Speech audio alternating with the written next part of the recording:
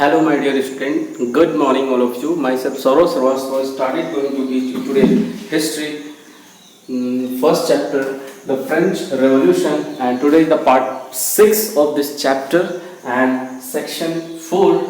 Did women have a revolution? क्या women's यानी कि महिलाओं ने भी रेवोल्यूशन किया था कि नहीं किया था, इसके बारे में आज हम डिस्कस करेंगे और ये फुल टॉपिक आज के वीडियो में रहेगा, तो इसे आप लोग बहुत अच्छे से और ध्यान से देखेंगे, ठीक है। और साथ में नोट्स भी आज हो आप लोग समझते चल रहे होंगे और बनाते चल रहे होंगे, ठीक है। शुरू करते हैं। From the very beginning women were active participation in the events which brought about so many important change in French society. यह है कि शुरू में फ्रांस के अंदर जो भी चेंजेस आ रहे थे उसमें मेन जितना पार्टिसिपेट कर रहे थे उतना वुमेन भी कहीं ना कहीं इंटरनली पार्टिसिपेट कर रही थी। मतलब वो भी रेवोल्यूशन में बराबर मेन यानी कि मेल लोगों का या आप कह सकते हैं पुरुष का साथ दे रही थी, ठीक है। तो दे होप्ड, उनको ये आशा थी कि their involvement would pressurise the revolutionary government to introduce measure to improve their lives. उनको ऐसी आशा थी कि अगर वो रेवोल्यूशनरी क्रांति में पार्टिसिपेट करती हैं तो महिलाओं की जो कंडीशन है, वुमेन्स की जो कंडीशन है फ्रांस के अंदर, उसमें कहीं ना कहीं क्या होगा, सुधार आएगा, इंप्रूवमेंट आएगा। इस आशा से वो लोग रेवोल्यूशन में पार्टिसिपेट करती थी।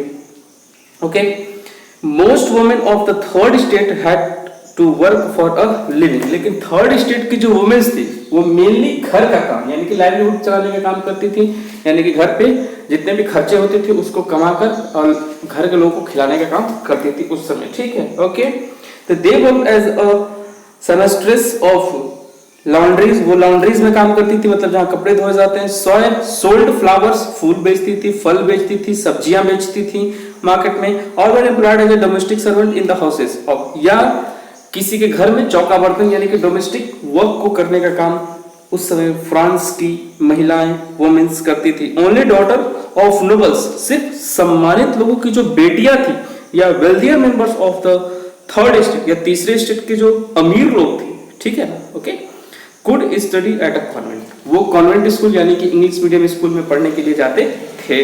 After which their families arranged marriage for them, जब तक कि उनकी फैमिली उनका विवाह यानी कि उनकी शादी अरेंज मैरिज, मतलब अरेंज मैरिज जब तक नहीं, अरेंज मैरिज का मतलब होता है व्यवस्था विवाह, मतलब घर वाले आप लड़के देख के आपकी शादी कराएंगे। एक होता है लव मैरिज, तो लव मैरिज में क्या होता है कि वो दूसरा चक्कर है, उसको जाने दीजिए।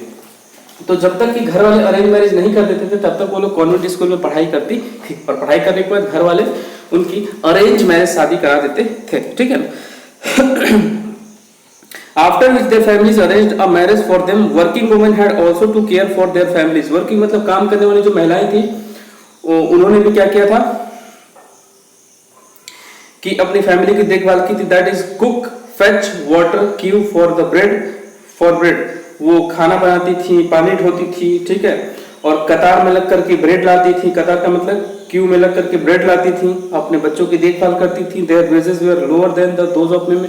उनकी जो मजदूरी थी वो मेन की मजदूरी से कहीं क्या थी, बहुत कम थी। ओके, तो ये सारी बातें उस समय हुआ करती थी। In order to discuss and voice their interest women started their own political clubs and newspaper. जब उनको लगा कि रेवोल्यूशन में पार्टिसिपेट करने के बाद उनकी कंडीशन में खासा सुधार होने वाला नहीं है तो उन्होंने खुद के क्लब बनाने शुरू किए, न्यूज़पेपर निकालना उन्होंने क्या किया, शुरू किया, ठीक है ना। About 60 women clubs came up in different French cities. France के अलग अलग शहरों में अलग अलग क्लब्स, लगभग 16 क्लब्स देखने को मिलेंगे उस टाइम पे। The society of revolutionary and the Republican women was the most famous of them. उसमें से भी रिपब्लिकन वुमेन तो थी, रिपब्लिकन वुमेन की जो सोसाइटी थी वो ज्यादा फेमस थी, ठीक है। Women was the most famous of them, उसमें वुमेन ज्यादा फेमस थी।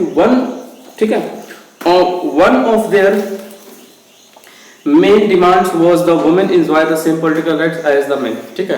और उन क्लब्स की जो मेन डिमांड थी वो चाहती थी कि जितना पॉलिटिकल राइट्स एक मैन को मिलता है पॉलिटिकल पार्टी में उतना ही राइट्स एक वुमेन को भी किसी भी पॉलिटिकल पार्टी में, मतलब बराबर का दर्जा चाहती थी। Women were disappointed that the constitution of 1791 reduced them a passive citizen to passive citizen जो महिलाएं थी वो 1791 में जो कॉन्स्टिट्यूशन फ्रांस में इंट्रोड्यूस किया गया था उनमें उनके राइट्स की बात नहीं की गई थी। तो कहीं ना कहीं 1791 की कॉन्स्टिट्यूशन से फ्रांस की जो महिलाएं थी वो यानी कि वुमेन जो थी वो डिसअपॉइंटेड थी कि नहीं ऐसा नहीं होना चाहिए, और they demanded the right to vote. वो राइट टू वोट यानी कि वोट देने के अधिकार की मांग करती थी, to be elected to the assembly, और चाहती थी कि वो भी इलेक्ट होकर असेंबली के अंदर जाए, and to hold political office, और पॉलिटिकल ऑफिस यानी कि राजनीतिक ऑफिस को वो भी होल्ड करें, चलाए।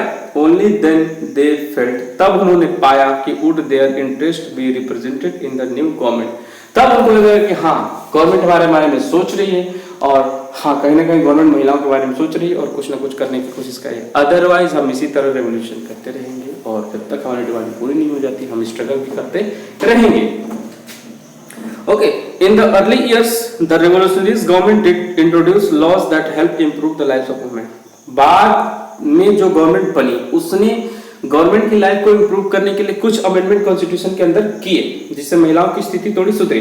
Together with the creation of state school, state के स्कूलों में schooling was made compulsory for all girls, सभी लड़कियों के लिए पढ़ना अनिवार्य कर दिया गया, कंपलसरी कर दिया गया। Their fathers could no longer force them into marriage against their will. Marriage was made into a contract, ठीक है ना, entered into freely and registered under civil law, ठीक है। जब तक कि लड़की ना चाहे उसकी शादी नहीं कराई जा सकती थी, ठीक है ना, और अगर शादी कराई भी जाएगी तो उसकी शादी एक कॉन्ट्रैक्ट बेस होगी। कॉन्ट्रैक्ट बेस का मतलब कि अंडर सिविल लॉ, कोर्ट में उसकी शादी कराई जाएगी।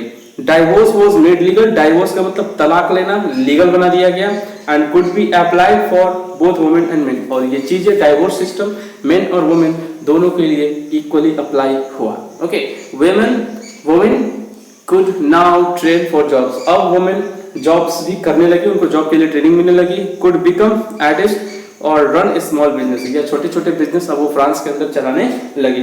Women's struggle for equal political rights however continued during the reign of terror, ठीक है ना, महिलाओं का जो संघर्ष है पॉलिटिकल राइट्स के लिए जो भी है राइन ऑफ टेरर के दौरान भी देखने को मिला था। राइन ऑफ टेरर कब से कब तक चला था, तो ये पिछली वीडियो में मैंने डिस्कस किया था, तो वो वीडियो आप जाके देख लेंगे प्लेलिस्ट से। ओके, तो आगे देखते हैं। The new government issued laws ordering closure of women clubs. नए गवर्नमेंट ने एक लॉ पास किया जिसके अकॉर्डिंग वुमेन्स क्लब को बंद किया गया, बैन किया गया, उनकी पॉलिटिकल एक्टिविटी को बैन किया गया। Many prominent women were arrested.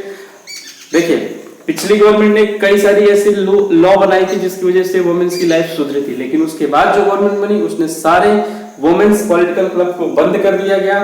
सारे वुमेन्स जो स्ट्रगल कर रही थी उनको अरेस्ट किया गया, अरेस्ट करके जेल में डाल दिया गया। Women's movement for voting rights and equal wages continue through the next 200 years in many countries of the world. दुनिया के अलग अलग देशों में अगले 200 सालों तक वुमेन्स ने राइट टू वोट और राइट टू इक्वालिटी के लिए संघर्ष किया कि उन्हें भी बराबर काम के लिए बराबर मजदूरी मेन के बराबर दी जाए। The fight for the vote was carried out through an international suffrage movement during the late 19th and early 20th century. Late 19th century और early 20th century में कई सारे देशों में, या हम कह सकते हैं इंटरनेशनल लेवल पे एक हवा सी चली जिसके थ्रू वुमेन्स को वोटिंग के राइट्स धीरे धीरे मिलते चले गए हर एक देशों में। The example of the political activities of French women during the revolutionary years was kept alive as an inspiring memory। और इसमें सबसे ज्यादा जो रोल है वो फ्रांस की महिलाओं के द्वारा प्ले किया गया, जिसकी वजह से पूरी दुनिया की महिलाओं को कहीं ना कहीं वोटिंग के राइट्स मिले और इक्वलिटी उनको समझ में आई। इट वाज फाइनली 1946, और फाइनली 1946 में women in France won the right to vote. 1946 date याद रखिएगा। 1946 में फ्रांस ने 1946 में फ्रांस में वुमेन्स को वोटिंग के राइट्स प्रोवाइड किए गए। ओके, तो आज की वीडियो में इतना ही। Okay, thank you so much for today.